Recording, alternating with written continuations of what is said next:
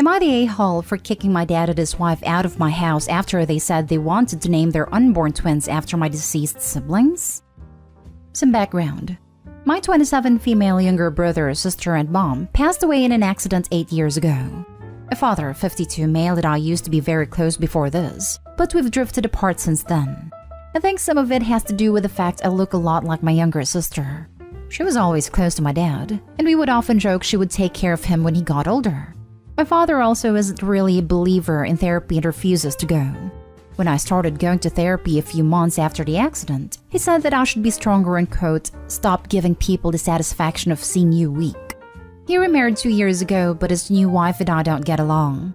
Some things she's done include telling my father not to invite me to the wedding, telling him I was bullying her children because I refused to let them have an unsupervised party at my beach house, and I also told them they can GTFO if they continue to treat the staff disrespectfully. Her kids were 18 female and 17 male at the time. When she married my dad, she was also under the impression that the money he spent on her and the house he lived in was his. He never said it was. She just assumed. My mom left me a nice amount of money in her will, and I used it to invest and also work in the tech field, so I'm well off. However, considering my age, I don't think she was expecting this, and I don't think she was very pleased either. On to the issue. At their gender reveal party, they were expecting a boy and a girl. My dad announced they will be naming the kids after my dad's siblings. I'm shocked, and I interrupt to tell him that naming the twins after my siblings is weird. His wife just tells me to stop being jealous. At this point, I'm pissed, so I ignored her and tell my dad that he would always stick up for me in the past, yet let his wife belittle me now. How hurt I was he didn't invite me to his wedding. How he never once said he was proud of me or even a thank you or a love you after I bought his house for him. And basically said that if my siblings were here, they'd be disappointed in him. And ashamed to call him dad since he's been a pretty crappy one so far. My father told me to get out of his house, and as I am about to leave, his wife comes up to me and I kid you not says, "Don't let the door hit your butt on the way out." So I walk back and tell my dad that he and his wife had a month to leave my house. Well, wife started crying. Dad said I was pathetic and her family has been messaging me telling me to apologize. But my friends and family on both my mom and dad's side agree with me, although they think I should let my dad stay and kick the wife out. However, I want both out. I get that I acted a bit emotionally, and I'm starting to feel bad for stressing a pregnant woman. So am I the a-hole? Now for the top comments before the little edit/update. Not the a-hole. Kick them out. They shouldn't name their twins after your dad's siblings. It's totally wrong because your dad's siblings were born to your dad and mom, not stepmom. They need to come up with other names. Your stepmom is a piece of work. I'm sorry for your loss of your mom and siblings. The way new wife has worked to cut Opie out of her father's life, it's not impossible she's seeking to overwrite Opie's siblings in her husband's mind. She was probably thinking dad has lots of money and valuable property she can get if she pushes Opie out. Ding ding ding! This happened to me and my brother when my dad went off the deep end during his midlife crisis. Like Opie, joke was on her because she never would have gotten the house my dad lived in, as it was basically willed to me and my brother. So there was no way for trashy girlfriend to get her grubby hands on it no matter how deep of a wedge she made. She didn't even have a lot of money either, just more than she did since she refused to get a job, whereas he had a state pension, military benefits, Medicare, part-time job. I'm lucky though that my dad eventually wised up when she tried to pass her 4th pregnancy off as his. It wasn't possible because he had a vasectomy 20-ish years prior, and dumped her. She was a walking dumpster fire, and the whole relationship was a Jerry Springer Show episode. Stick to your guns. Your dad has become mental, and your stepmom is the reason. Get them out of your house and go low contact or no contact until your dad gets therapy and comes to his senses. I know you said he doesn't believe in therapy, but make it conditional if he wants a relationship with you. He's wholly dependent on Opie, for home and finances at least, so he has a stake, something to lose. It's abundantly obvious where his loyalty lies, and it's not with his daughter. And now for the update. Hi everyone. First of all, I would like to say thank you for all the condolences. I really appreciate it. To address some things, my dad wouldn't be homeless if I kicked him out. He still has a well-paying job, and the old house we used to live in before the accident which is under his name. Also, the house he currently lives in is under my name. I bought the house for him as a surprise, a way to show that I appreciate him and hoping that it might help repair our relationship. I didn't really care to go through changing the names on the house, because I believed I owed it to him since he raised me, and I just went with it to make him happy. I never really thought I would try to argue against this. And to be honest, I feel pretty low doing this. But I have been footing the bill for the house and most of his lifestyle, and I'm tired of them showing zero appreciation. I guess the names were just the straw that broke the camel's back. A lot of people also mentioned how naming the twins after my siblings isn't necessarily a bad thing. And I agree, if they were doing it with an honest intent to respect them or using middle names. But I can tell my father's doing this because he is still grieving, which is why I was upset with him during the party. I'm not the best at expressing myself, so some of my anger might have been misplaced, but I was more frustrated with the fact that he's trying to cope with their loss by trying to replace them, and in a way replace me. Also, I'm kicking them out legally. I've given him and his wife a 30-day notice and have a lawyer. I know some of you have suggested to go no contact with him. I might after this, but I want to give him the ultimatum of therapy. Even if that doesn't repair our relationship, I'm hoping it will at least help him grieve in an appropriate way. My dad and I have agreed to talk to you this weekend without his wife present, and I will update if anything changes. If it doesn't, then I'll just update at the end of the month when they leave. Now for the next story. Am I the a-hole for not letting someone move into my bedroom which I don't use after they were outed and disowned? Context. My mother came out as bi when she was younger, and was disowned by her parents when she started dating a woman. My grandmother came back into her life once my mother had my older sister and me. My sister caught on quicker and chose to dissociate with her. I was younger and didn't know. Due to this, I was named the sole inheritor to everything my grandmother owned, including her house. My grandmother's final spiteful move against my mother, it seems. I, female 18, recently started college and got a scholarship which included living on campus. I thought it would be a good idea for me to get out of my comfort zone and have a level of independence. My sister's best friend, Jen, 21 female, was recently disowned by her family after being outed, so she spent Thanksgiving with us / staying with us. Obviously, my mother has taken Jen in. The day after Thanksgiving, my mom told me that Jen will be permanently moving in. Both her and my sister go to school about 30 minutes away, so it's more convenient. My mom told me that she's going to give Jen my room, as it's not convenient for her and my sister to share a room. Up until this point, I was on board and felt bad, but I had a problem with this. We have a 3 to 4 bedroom house. The 4th one is currently being used as a storage room. So I don't think it's fair for me to be displaced when there is a room she can move into. The stuff inside of it can easily be moved into closets around the house and is a big room. My mother argued that I go to school 6 hours away and will only be home a couple of weeks out of the year, and it's selfish to keep my room. Jen also likes the fact that my room has a balcony and stated she liked being on the same level as everyone else / felt isolated sleeping on the ground floor. I said that she was prioritizing someone else over her own child, and she said I didn't have a say because I'd never be discriminated against based on my sexuality and didn't know what it's like to be disowned because of it. I told her I felt like she was disowning me right now, and there was a bedroom for Jen to move into, but she couldn't have my room. Next day rolls around and Jen starts thanking me for letting her move into my room and starts talking about redecorating, painting, etc. I'm confused and tell her that's not happening, and that there was a bedroom downstairs if she wanted to move in. My mom and sister both got angry, and I was getting overwhelmed and shouted, "I won't let you kick me out of my own home. That is my bedroom and will continue to be my bedroom. If you want to choose Jen over me, go live in another house and have your family there." Apparently now I've made Jen feel unwelcome and she thinks I hate her because of her sexuality. My mom and sister keep making comments about being inhospitable and can't believe she pulled the "I own this house," even though she doesn't pay any bills. I have paid a tax on the house through inheritance money and will live in my grandmother's house. It is absolutely unfair to be kicked out of your room by someone else, especially when you are the owner of this home. Your mother obviously has a blind spot when it comes to this specific topic, and I'm sure there is some family bitterness towards you for inheriting everything. However, you have some difficult conversations ahead of you, independently of whether or not you should have to move. If you are really not providing anything to the household economically, what is going to happen? If they all actually got upset and took you up on your offer and move out, what would you do?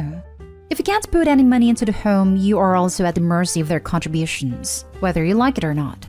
It's time to consider what your long-term plans are, and if the residence in your home is in them. Opie can rent out the house to a family until she's finished with university, then decide to either keep it or sell it. She has options. You're the homeowner. It doesn't matter if you don't pay the bills. Jen can move into the spare bedroom in the other part of the house. There's no reason you should have to be displaced in your own home. From what I understood, it's your house, and not your mother's. Your mother had no right to say that your room would go to Jen. Jen was an a-hole too for talking about redecorating your room. Next story. Am I the a-hole for telling the kids their dad took this year's Christmas away from them? So I'm a working mother of 3 kids, 9, 11, 5. My husband used to have a job but was let go at the end of 2020 and hasn't worked since then. Yes, he worked in few places here and there like the gas station, but he couldn't keep it because he lacked motive and passion. All in all, our financial situation isn't so great, but I've decided to start saving money to be able to get the decent Christmas celebration the kids wanted and couldn't get in 2019 to 2020. I've put money aside to buy decoration and prepare meals and also gifts. But just a couple days ago, found out that my husband had taken $500 out of my account, and from the money I saved, the rest of my salary goes to bills and grocery, and gave them to his little brother to help him out in child support. I found out I'd had a big argument with him about how he essentially stole this year's Christmas from the kids to help his irresponsible brother pay for child support.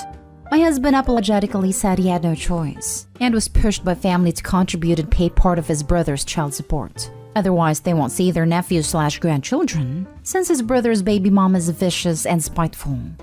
The kids came in and I just told them that unfortunately I can't afford Christmas this year, and it's because of their dad who took it away from them by taking the money I saved. There was utter silence, and my husband glanced at me in disbelief. He told the kids to go to their rooms and screamed asking what the heck is wrong with me to spout this kind of BS in front of the kids. I said it's the truth, and that I sacrificed so much to save money to give the kids some joy this holiday. Then he selfishly took the money and gave it away. He said he would pay me back in time before Christmas, but I don't see this possible since it doesn't even have gas money. He got pissed and said I shouldn't tell the kids that he took their Christmas money, and that the psychological damage I'm doing to the kids is worth a lot more than money, and accused me of turning the kids against him and making them resent him for trying to help out a family member. He stormed off and spent time with his family, who accused me of causing my children mental traumas by saying their dad took Christmas away from them and alienating them from him. Adding this, just wanted to say that the kids know that mommy is the one who brings home money, and so if Christmas gets canceled because of money, then they'll think it's because of me. I had many conversations with them about it. The last thing I want is to see them disappointed in me for something that is not my fault. Thank you. Now for the comments. Your husband sucks. Be done with his deadbeat self and family. At least alone, you won't have to worry about him stealing from you in addition to sucking up the family resources with no return. This, and maybe when you ditch him, his family will come together to pay you some child support so you can afford Christmas presents. Yeah, might want to separate your bank account now and kick him out. Why should Opie take the blame for having no Christmas? She's the only breadwinner in the house. She sacrificed to make this happen. The husband needs to take some responsibility for this and explain to the kids why I felt his brother deserved Christmas more than they did. Opie, I would leave this guy. He's dishonest, lazy, and steals from his own family. Huge character flaws that don't make for a good marriage. You will always be giving 110%, and you will always be taking. We'll see if his brother gives him $500 to help when he owes you child support.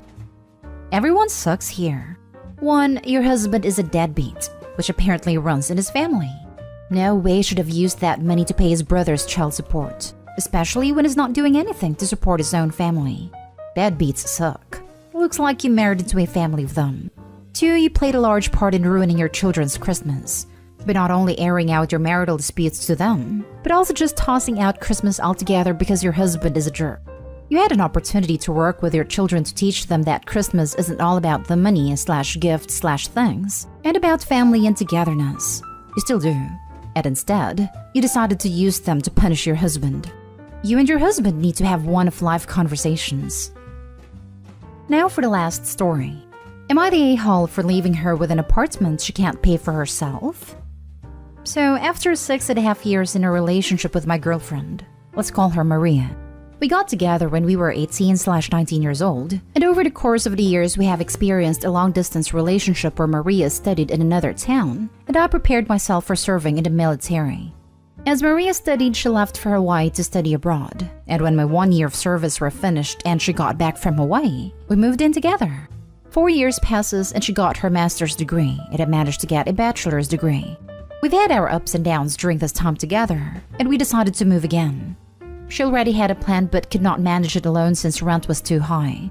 Maria wanted to move to the big city where she could get a good paying job, and myself wanted to move to another town to continue studying. But personally, I did not want to leave Maria again. So for her, I moved to the big city as well. Now, after 3 months, she all of a sudden decides to tell me she wants to break up because she has lost the spark we once had. On top of this, Maria claims that she wanted to split up for over a year, but was too insecure about it and wanted to try and see if we lived somewhere else she would not feel she had during the prior year. So now I can't stay in the apartment. I have to get out, but she wants me to pay for rent until the landlord finds someone else for it. But I never signed a contract. It's all in her name. So I'm packing my bags and never looking back. Am I the a-hole for leaving as it is? If you're not on the lease and she doesn't want to be a couple anymore, it's her problem if she can't afford rent. Exactly. I'm thinking there's a reason Opie wasn't put on a lease. Also, if Opie wasn't put on a lease, then her eligibility was determined solely on her income, not their combined income. And she likely can pay her rent. Maybe just barely, but still. Otherwise, I doubt she would have gotten the place to begin with. So let me get this straight. She, 1, convinces Opie to move to a city he didn't really want to move to, that she can't afford. 2, dumps him. 3, tells him she wanted to dump him a year ago. 4, kicks him out of the apartment they share in the city she wanted to move to. 5, and still expects him to pay her rent? Laughing my butt off, ma'am. You do not get to drag someone across the country with you. Dump them, insult them, kick them out, and then hold your hand out for rent money? Ma'am, the audacity.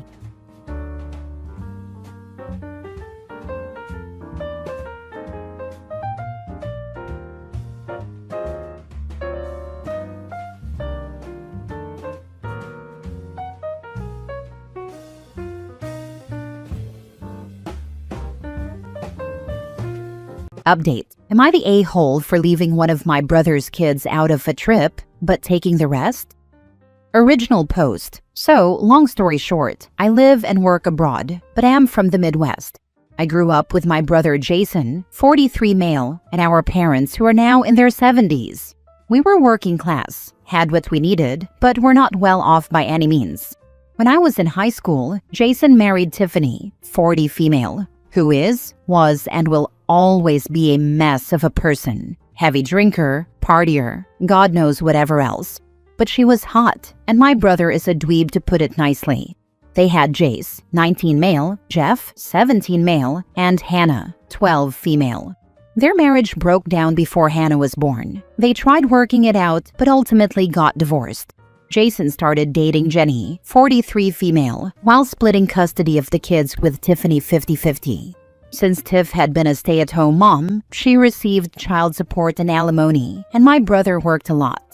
I liked Jenny at first. She wasn't a complete smoke show like Tiff, but she was kind, had a good job, and was well educated. I thought she was a much better match. At first, I knew Jenny was upset that the kids didn't immediately love her and call her mom when they were there, and the divorce was hard on them. She got pregnant somewhat fast with Daisy, 10 female, and they got married. Around this time, the older kids started refusing to go back to Tiff's. She was always drinking and having guys around, so all 3 moved in full-time with Jason and Jenny. Tiff left town and is no longer in the kids' lives. I tried to be understanding. I'm sure having a newborn and then 3 older kids full-time is difficult, but Jenny completely changed. She stopped working but declared she was only a stay-at-home mom to her kid. Jason was working 70-plus hours to make ends meet, and her parents were helping them out, but she controls the finances. This means that the 3 of them, Jason, Jenny, and Daisy, operate as a family unit, going to dinners, events, even vacations, and leaving the older 3 kids at home. I have always thought this was disgusting and voiced my opinion about it, but Jason just said his divorce broke him emotionally, and he will do anything possible to keep Jenny happy so that their marriage works out. Gross, yes. And 10 years ago, to be frank, I was younger, broker, and dumber. So it was more like, yes, my brother freaking sucks as a dad, but I live on another continent, and all I can do is be supportive of the kids. I know, not a great attitude in retrospect, and I'm disappointed in myself. I really did my best. When they refused to pay for Jace to learn how to drive, even though Jenny refused to drive the kids anywhere, my mom taught him, and I bought him a used car. We had to shame Jason into putting him on his insurance, and he makes Jace pay for it. Same with Jeff. They share the car and use it for their activities and Hannah's. My wife, an only child and we don't want children, and I have the three of them as our sole beneficiaries in our will. Something we did when we found out that Jenny and Jason planned to leave them only the bare minimum amount. Everything else goes to Daisy. Also, after we got married 6 years ago, my wife and I decided that we would start taking the older kids on annual trips with us when we went to the US.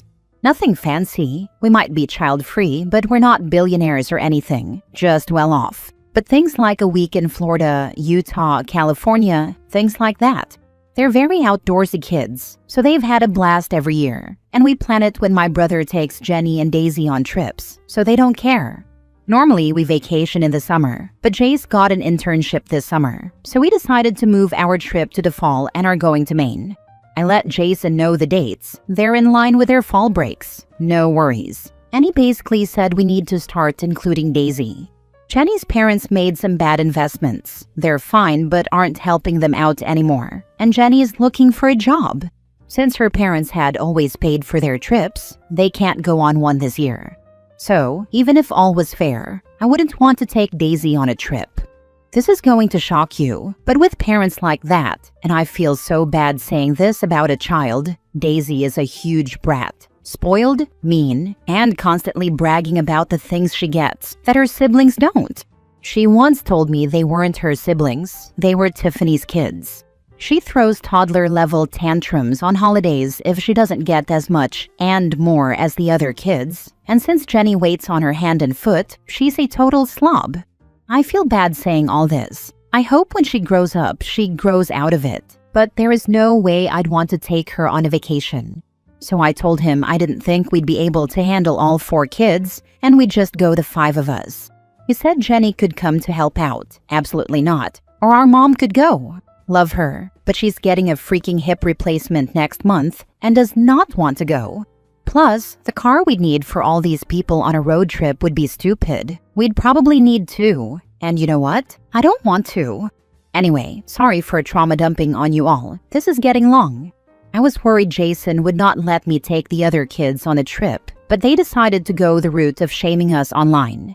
Obviously, it's working with their friends and her family, but even my dad told me to stick to my guns. But my wife came to me the other day and basically said, "Are we even better than Jenny if we're favoring some kids over another just because we don't like their mom? Before we were evening things out, but now we're obviously favoring the oldest." She told me to think of the long-term health of my family and our relationships. She said that it's my family, my decision, but she wants me to think about it. My gut is saying just take the older 3, but Daisy's only 10. She's not to blame. Would it make me evil to leave her out? Now for the top comments before reading the update. On the title, it sounds bad, but that child is a nightmare. She hates on the step-siblings, hates on you, brags about her special treatment. Probably time for her to learn about the consequences of treating others like crap. Not the a-hole. They're half-siblings. Sorry if I wasn't clear on that. Don't take her, because she will ruin the one positive thing those older kids have in their life. Your family's already broken, mostly because of your brother's idiotic choices and his wife's selfishness. No, taking only 3 of 4 kids is not great, but you're already up to your neck in horrid, thanks to other people's actions. Do the older kids plan on keeping dear old dad and the evil stepmother in their lives when they become adults? How much contact would you actually have with bro, his lazy wife, and their spawn if you weren't looking out for the older nibblings? Your parents seem to be siding with you and the older kids as well. What are their thoughts on the situation? You need to start thinking now about what you want for your family and what you're likely to actually have. Start putting your time and focus on that. Not the a-hole for choosing the older kids and not the brat. Maybe fight fire with fire and start publicly shaming bro and company for how they've treated his kids over the last 10 years. Or at least threaten to. After Jace left for college, Jason made him give him his house key and told him he needed to stay elsewhere going forward. So, over breaks, he's been staying with my parents and has very little contact with Jason. Since that's probably what's going to happen to Jeff next year, my wife and I have talked about buying a condo to stay in when we're in town, around 2 months out of the year. Since my parents' place is so small, we normally Airbnb it, but that company sucks now, lol. And we'd pay Jace and Jeff to house sit. Jace is at college, but Jeff wants to do a trade, so will likely stay in town. But I cannot ask an 18-year-old to pay rent. That's crazy. But yes, if Jace is any indication, they won't have much contact with Jason when they are adults. Once Hannah isn't living with them, my contact with Jason will be as low as possible. Just about our parents. My mom and dad are complicated. Jenny threatens that if they don't give Daisy the best attention, they can't see any of them. I don't know what that means. It's just from this insane text she sent my mom. And they do love Daisy, so they put up with them so they can see their grandkids. They have basically said Jason is a bad picker, but is a hard worker. I don't know. Now for the update. Hey everyone, I don't know why I'm updating with this, but things have gotten pretty nuts. I wasn't even going to update until after the trip, which is still a go with just the 5 of us and will stay that way, but it's just a full-on circus now. Unfortunately, my brother and Jenny have not changed one bit, and there have been multiple instances since my last post alone where they have shown their preference for Daisy over the other 3. I said before I don't do social media drama, or drama in general, but especially not in public. So I have been ignoring Jenny's little vague booking campaign, but like I said, she had family and friends supporting her on it. Except one cousin, who messaged me a few days ago and asked for a call. I reminded her, and just reminding you all before you start asking me why I don't do short trips with Daisy, that I live very far away in a different time zone, so we set up a time to FaceTime. Honestly, I kind of remember this woman, but not really. She and Jenny aren't close, but she was at some pre-baby events. It turns out Jenny and Jason have been lying to my family about their money issues. Jenny's parents, she's an only child, have not gone broke. In fact, they're doing fine. They are one of the few older people who weren't sucked into Facebook, by the way. Lucky for her, while my mom is sharing slop with me daily, but I still love her. They cut Jenny off. She's simply been lying to everyone, including my parents, and saying that her parents wish they could still help, but they can't. They told her months ago the money stream was over. Why now? So the story goes that a few years back, Jenny complained to my mom that she had a 16-year sentence with Tiffany's kids. And even the boys leaving at 18 wouldn't matter since Hannah was only a few years older than Daisy. My mom apparently said something along the lines of, anyone would be lucky to have Hannah in the house. If she's affecting your marriage so much, she can live with us. It was kind of a snarky comment from mom, but apparently Jenny held on to it like a prayer. When my oldest nephew Jace graduated from high school last year, he was told he couldn't keep living there, and they've already told my middle nephew Jeff the same. Jenny's parents very rarely see the older kids, since Jason and Jenny don't bring them when they visit, and her parents don't travel much or like coming to my hometown. So, according to the cousin, they weren't fully aware of the issues, and were under the assumption that the older 3 preferred spending the time that my brother, his second wife, and daughter visit them with my parents, which they respected. But apparently Jenny had been yapping to them and let it slip out how in just over a year she'd have her life back, and her stepkids would be out of the house. Her parents asked, what about Hannah? And she told them that my parents want to raise Hannah because they know how it's affecting her marriage. That didn't sit right with Jenny's mom, call her Pam, so she called my mom after they left. They aren't close or anything, but they talk every now and again. My mom was so confused by what she was saying. They are on a fixed income and have only a 2-bedroom place now. Of course, if they needed to, the kids could stay with them, but it's not ideal. So, and remember this is months ago, Pam thought maybe she misheard, but my mom let it slip that Jace already stays with them when he comes back from school, and Pam was confused about why he wouldn't stay at my brother's. When my mom told her they kicked him out, Pam was like, oh wow, that's crazy. And the conversation ended, to my mom. But apparently, this is all hearsay obviously. Pam called Jenny up and told her, how dare you take our money at your age, while telling an 18-year-old they're an adult and to figure it out? I don't know how the call went, but it ended with Pam and her husband completely cutting Jenny and Jason off financially. Her cousin said they were sending them tens of thousands of dollars a year. And get this, they truly didn't know about the inequality. I didn't believe the cousin at first. How could they not know?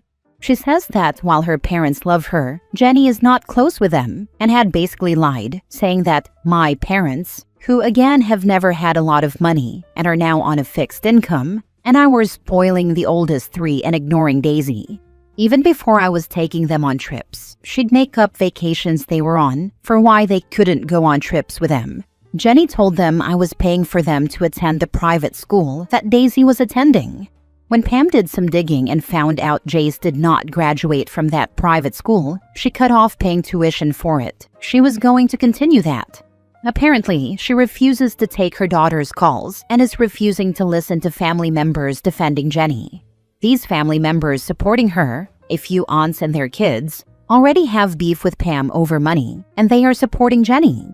So, I know she had talked to my mom, but I had to ask if Pam even knows the half of it.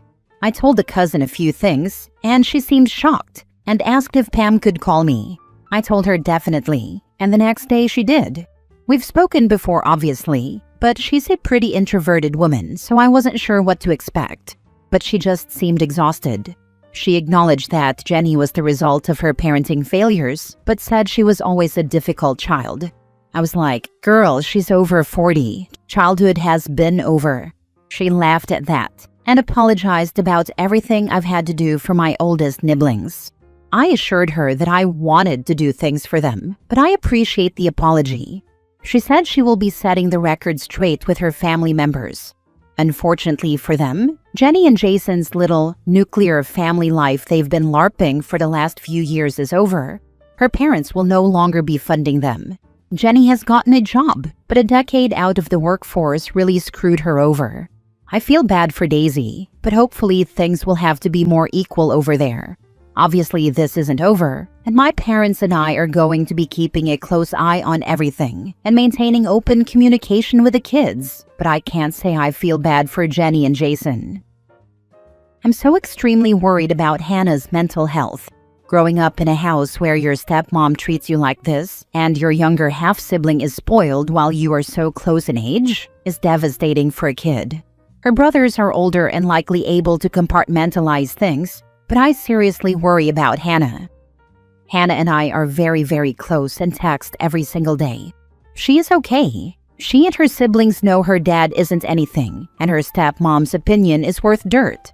She is excited about college and her life beyond living with them, yes, and is motivated. And she is very close with her brothers.